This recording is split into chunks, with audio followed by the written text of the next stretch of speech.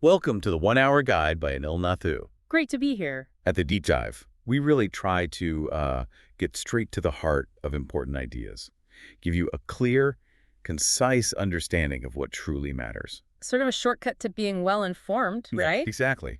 Think of it like that. And today we're doing just that with Gamestorming. Yeah, we're diving deep into the essential lessons from the Gamestorming, a playbook for innovators, rule-breakers, and change-makers 1 hour guide.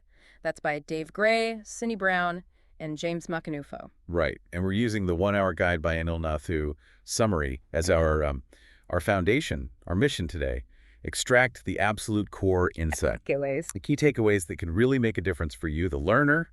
We want to quickly equip you with, actionable knowledge about boosting creativity, innovation. Without getting bogged down in all the fluff. Yeah, avoiding that information overload. Exactly. So let's start right there. What's the fundamental idea behind Gamestorming? Well, at its core, Gamestorming suggests this really powerful shift in how teams tackle brainstorming, problem solving. Basically, by using collaborative games. Games, like actual games. Structured games, yes. The book and the 1 Hour Guide by Anil Nathu summary really lays this out. It provides this diverse toolkit, structured but still engaging activities designed to, well, tackle complex business challenges head-on. Okay, so it's a deliberate step away from those, let's be honest, often pretty unproductive traditional meetings. Precisely. Gamestorming gives teams a framework to explore ideas much more effectively, I think. And, crucially, to get aligned on objectives. Which can be really hard. It really can. And it helps generate innovative solutions in ways that, conventional meetings often just fall flat. It injects energy, interaction. That sounds incredibly valuable. Who really stands to benefit most from understanding these kinds of principles? Well, that's the beauty of it, really. Gamestorming has such broad applicability. Leaders, for instance, can use these techniques to foster much stronger team collaboration, maybe make more informed decisions. Oh, right. Entrepreneurs, they can really tap into Gamestorming for ideation, for rapidly prototyping innovative solutions. It's great for that. Right. Getting ideas out quickly. Exactly. And even individuals just focused on personal growth, self-improvement, they can find new strategies here for thinking more creatively and navigating ambiguity, It's interesting that it spans so many different roles. It's not just for, say, design teams or something. No, not at all. And I think it really reflects the evolution of work itself. We've largely shifted, haven't we, from that predictable industrial kind of work. Right, the assembly line model. To this modern knowledge economy where adaptability, imagination, that kind of thinking is just paramount. Gamestorming gives you the tools to thrive there. Okay, that makes sense. Now, the 1 Hour Guide by Anil Nathu brings up a really compelling example, something about Starbucks and a project called Betacup. Can you tell us a bit more about that? Why is that story so illustrative? Yeah, the Betacup project, it's detailed really well in Gamestorming, and it serves as this powerful, real-world demonstration of the impact Gamestorming can have. Basically, Toby Daniels used Gamestorming techniques at the Overlap Design Conference. Right. And the challenge, a big one, disposable coffee cup waste, a huge environmental issue. A very relevant problem. So how did they use games to tackle that? Well, they used specific games mentioned in the book, things like poster session, go for a walk, make something tangible, and bodystorming. Bodystorming. Yeah, physically acting things out. Through these games, the participants collectively reimagined the whole coffee experience. They ended up prototyping this digitally integrated reusable cup. Wow, okay. What did it do? It was pretty smart. It could remember your drink preferences, handle payments, manage loyalty points, all built into the cup. That's really innovative, and it came out of these game sessions. What was the real-world result? Well, this is what's really striking. The prototype, born directly from these collaborative gaming sessions, actually caught the eye of Starbucks' Director of Environmental Affairs. No kidding. Yeah. It led to a partnership and even a $20,000 design challenge sponsored by Starbucks.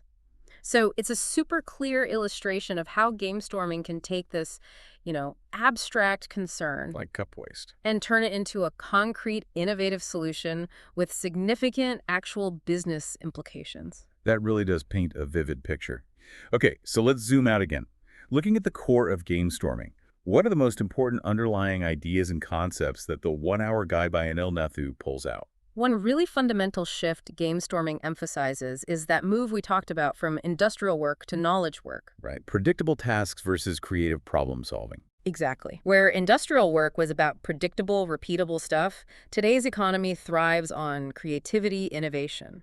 And that shift, the authors argue, requires a different kind of goal setting, which leads to this concept of fuzzy goals. Fuzzy goals. Okay, that definitely sounds like a departure from, smart goals and traditional business thinking. It is, yeah. But the argument is that in knowledge work, goals often need to be more, say, emotional, sensory, progressive, rather than rigidly defined and quantified right at the start. So less about hitting a specific number immediately. Right. These fuzzy goals provide a direction, a vector for exploration, but they don't stifle creative thinking by being too rigid up front.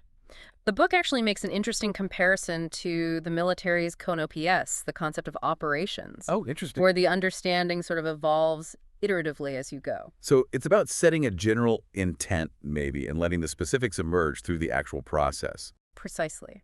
And another really central idea is framing games as frameworks for exploration. The book is clear. It defines games not just as, unstructured play. Right, not just messing around. No. They're structured activities, they have specific elements, a defined game space, clear boundaries, agreed upon rules, tangible artifacts, things you can touch and move, and a shared goal. That structure is key. So that inherent structure is actually what makes them useful in a business setting. It's not just about fun. Absolutely. The structure is critical. These game-storming activities create these safe, sort of alternative environments, places where teams can experiment with ideas, test assumptions, uncover insights. Without the usual pressures and risks of the real world. Exactly. And they typically follow this kind of three-act structure. Opening, which is about divergent thinking, getting lots of ideas out. Going wide. Then exploring, which is more emergent experimentation, seeing patterns. And finally closing, which is about convergent decision-making, bringing it back together. Okay. The 1 Hour Guide by Anil Nathu also flags something called the 10 Essentials for Gamestorming. What are those about? What's their significance? Yeah, the 10 essentials, think of them as the foundational techniques, the core stuff in the Gamestorming toolkit. The authors were inspired by the Mountaineers Club's wilderness checklist, actually. Or like survival gear for exploring ideas. Kind of, yeah. Exploring the information age wilderness. These are core practices that are just consistently valuable for fostering creativity, collaboration, things like knowing how to effectively open and close sessions to manage energy. Right. Start strong, finish clear. Exactly. Then there's fire starting, using good questions or prompts to spark ideation, leveraging tangible artifacts like sticky notes, sketches, to get thinking out of people's heads and make it visible. Making it shareable. Yes, and node generation, which is basically about creating lots of individual modular ideas, like using Post-it notes. Like building blocks for a bigger concept. That's a great way to put it. Other essentials cover things like setting up a meaningful space for the activity, the power of sketching and visual communication, even if you can't draw. It's about clarity, not art. Totally. Intentionally using randomness sometimes to break out of ruts, the importance of improvisation when things don't go as planned. Being flexible. Effective ways to select and prioritize ideas, like dot voting. And finally, just being open to trying new games, adapting your approach. It's a really practical, adaptable framework for complex, ambiguous stuff. Okay, this is super helpful. So for the leaders, the entrepreneurs listening, what are the really critical, practical lessons they should be taking away from this overview of Gamestorming, especially as highlighted in the 1 Hour Guide by Anil Nathu? Yeah, okay, key takeaways. First, definitely embrace those fuzzy goals for innovation. Set direction based on maybe desired experiences or feelings, and be okay with the specific outcomes evolving as you learn more. So less rigid planning upfront for creative work. Exactly. Second, actively try to integrate some Gamestorming games into your collaborative processes. Even simple ones can dramatically change how teams visualize problems and actually build solutions together. It sounds like a way to make collaboration feel more, dynamic. Less just talking heads. Precisely. Third takeaway. Make ideas tangible. Use physical artifacts. Encourage sticky notes, sketches, quick prototypes, anything that makes abstract thoughts concrete, visible, shareable. Get it out of the ether. Right. Fourth, consciously balance that divergent and convergent thinking. Structure sessions to move between idea generation, exploration, and then focused decision-making. Don't just do one. So having a structured flow, not just, letting a brainstorm wander aimlessly. Exactly. Fifth, and this is crucial, cultivate a safe environment, a place where team members feel comfortable taking risks, sharing maybe unconventional ideas without fear of judgment. Games really help create that playful, less intimidating vibe. Lowering the barrier to participate. Totally. And finally, sixth, recognize that your initial goals might need to adapt. What you learn during the game storming process might change things. So be prepared to iterate, adjust course. Okay, let's dig a bit deeper into some of the specifics mentioned in the guide. Chapter 1 seems to lay the groundwork, right? Exploring what games actually are in this context. That's right. Chapter 1 is really foundational. It sets the stage for understanding why games are such powerful tools for fostering creativity, especially in knowledge work. It makes some interesting distinctions, too. Like what? Like distinguishing between different kinds of play, maybe associative play, just letting ideas connect freely, versus the structured nature of games. They use a simple analogy, like boys just kicking a ball around versus playing an actual game of soccer with rules and goals. Ah, okay, so the structure is the key differentiator for game storming. Exactly. And it defines the 5 key components that make something a game in this sense. First, there's the game space. This is a distinct space, real or imaginary, where ordinary rules are kind of suspended. It creates that safe zone for experimenting. The magic circle, some people call it. Yes, precisely. Then you have boundaries, clear limits in time and space. When does the game start and end? Where does it happen? Third, rules for interaction. These are the agreed upon guidelines for how players behave within the game space. Got it. What else? Fourth, artifacts. These are the physical objects, sticky notes, drawings, prototypes, whatever, that hold information about the game's state. They make progress tangible, visible. Like the score in a sports game or pieces on a chessboard. Exactly. And fifth, the goal. A clear end state that everyone playing understands. It provides direction, focus, and eventually a sense of accomplishment. So space, boundaries, rules, artifacts, goal. Yeah. Those 5 things define a game for game storming. Right, and the chapter also outlines this 5-stage evolution of the game world itself. It starts with imagining the world, then creating it with those boundaries and rules, then opening it where players agree to play, ensuring commitment. Okay, setting the stage. Then comes exploring the world, driven by the goal, where players interact, test things, uncover insights. That's the core activity. And finally, closing the world. When the goal is met or time runs out, the value comes from that exploration phase. So it's really reinforcing that game storming is about using this game structure to explore business challenges, improve how people work together, and ultimately generate novel insights by embracing that initial uncertainty. Exactly. Chapter 1 really nails down why this approach works. Okay, then Chapter 2 introduces those 10 essentials we touched on.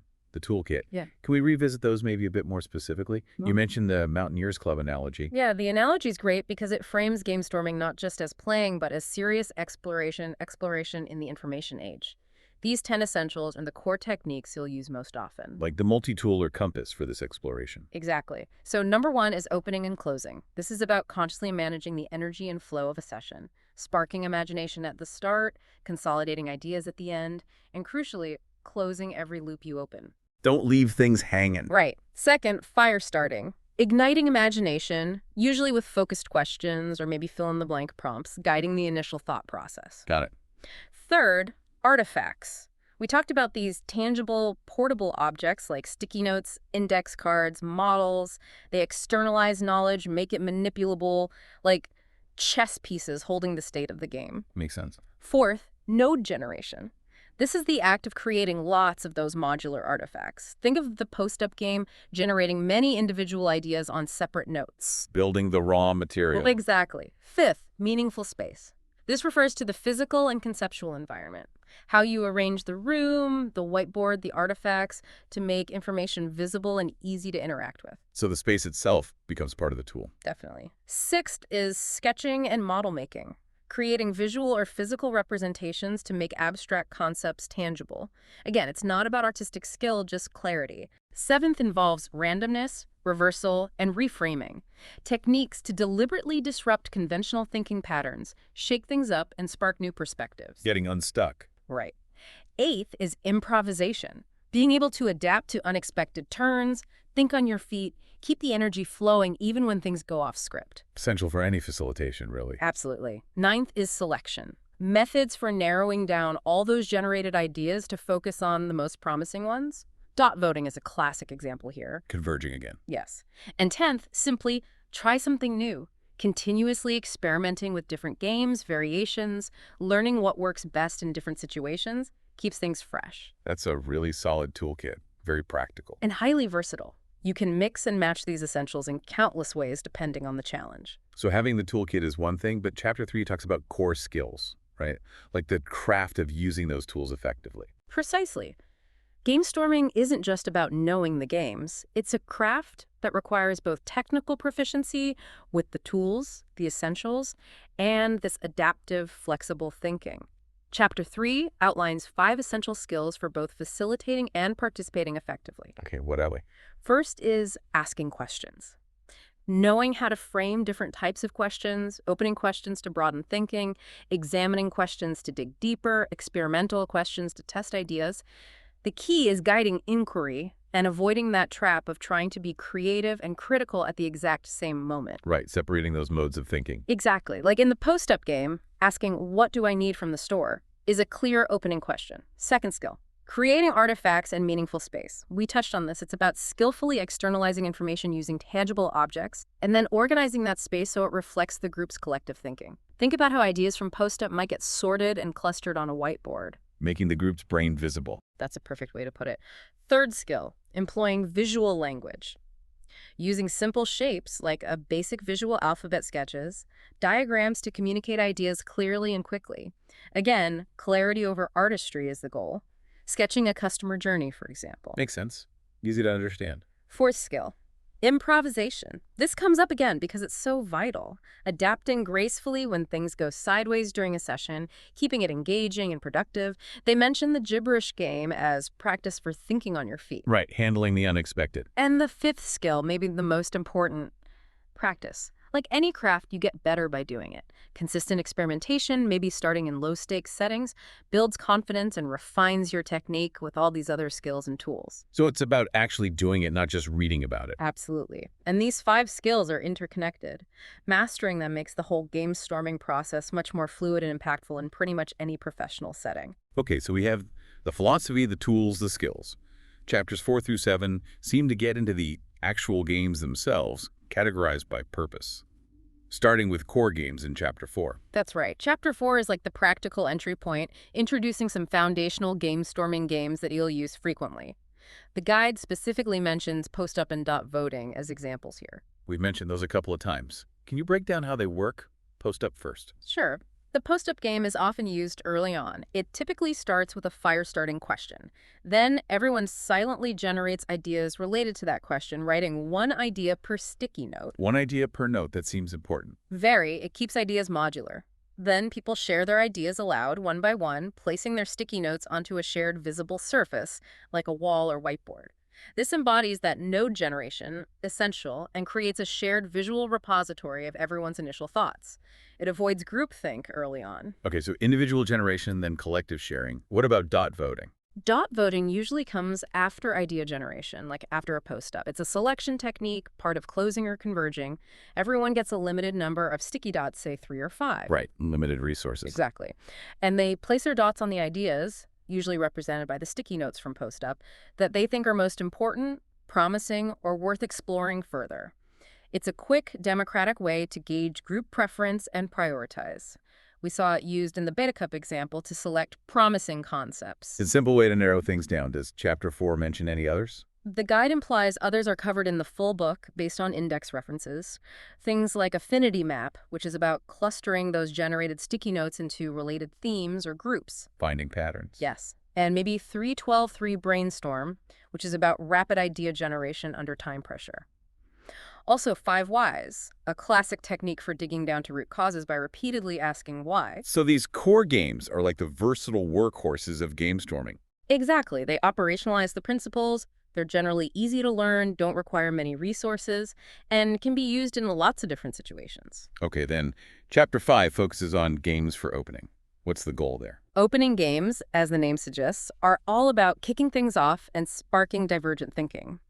The goal is to generate a wide variety and high quantity of ideas, possibilities, or perspectives right at the start of a session or project phase. Going broad, getting lots of raw material. Precisely. And the guide highlights the poster session game here, which was used in the Betacup case study we discussed. Right. How does that one work? In a poster session, individuals or small teams create these visual posters, maybe on large paper or digitally.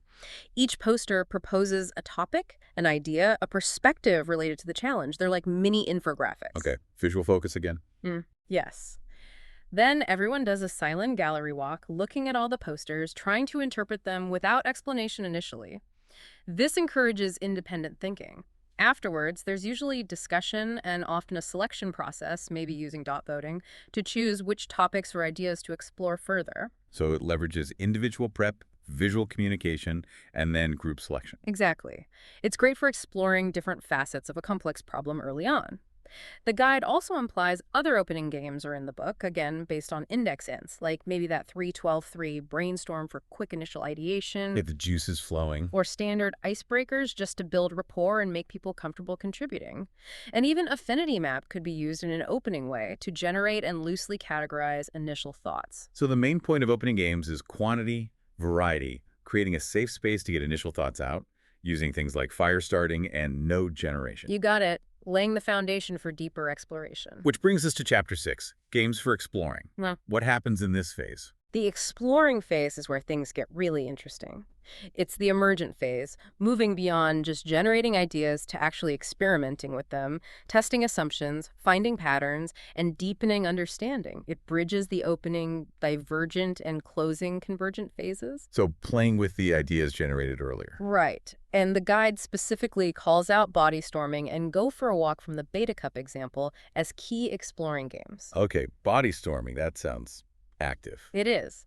Bodystorming involves physically acting out scenarios, processes, or user experiences to test ideas and uncover insights you'd likely miss just talking about them. In the Betacup example, they might have physically simulated ordering, using, and returning the reusable cup in a mock cafe setting. So making it really tangible, seeing the practical challenges. Exactly. It makes abstract concepts concrete and often reveals usability issues or unexpected interactions. Go for a Walk is conceptually similar, but often involves moving through a real space, or a simulated one related to the problem. Literally going for a walk. Sometimes, yes. For Betacup, they might have gone to actual coffee shops to observe customer behavior, or mentally walked through the process in the relevant environment. The point is to break free from the conference room mindset, gain new perspectives by changing context, and foster those emergent, unexpected discoveries. Getting out of your usual thinking patterns. Precisely. Other exploring games inferred from the index might include things like 5 Whys, again, used here not just for root cause, but for deeply understanding the layers of a challenge. And affinity map could be used here too, but more for synthesizing the ideas generated earlier, looking for deeper connections and insights. So exploring games are about testing, iterating, making connections, moving towards clarity before making final decisions. Exactly. It's the messy middle, but structured messy, providing a framework for that crucial experimentation and learning. Which logically leads to Chapter 7, Games for Closing. This must be about bringing it all together. That's right. Closing games are focused on the convergent phase, distilling all the ideas and exploration down into actionable outcomes, decisions, or plans. It's about ensuring all that creative work actually leads somewhere concrete. Making the choices. Yes. And the guide highlights dot voting again here, referencing both its general use and its role in the Betacup case study. It's a classic closing game for prioritizing options and building consensus after exploration. Using it to finalize the direction. Exactly. The mechanics are the same limited dots, placing them on preferred options displayed visually, but the purpose here is explicitly about making a decision or selecting what to move forward with. The guide also briefly mentions forced ranking as another potential closing technique from the index. How might that work? Forced ranking usually involves ordering a list of options from most to least preferred or important. It forces clearer prioritization than dot voting sometimes, as every item gets a unique rank. So different ones to narrow down and commit. Right. The main function of closing games is to manage the group's energy towards conclusion, ensure the exploration phase translates into clear decisions and actionable next steps, and provide a satisfying sense of completion to the process. That makes sense. You need that final convergence. Definitely. Otherwise, it's just interesting talk. This has been a fantastic deep dive. It feels like Gamestorming, especially through the lens of the 1-hour guide by Anil Nathu, offers a really dynamic and practical approach. I think so too. It's a powerful guide for anyone looking to unleash creativity and foster genuine innovation, whether in a team or even just for themselves. The core message seems clear. Use structured, playful games to tackle complexity, improve collaboration, and generate those breakthrough solutions. Absolutely. It's about making the process of innovation more engaging, more visual, and ultimately more effective.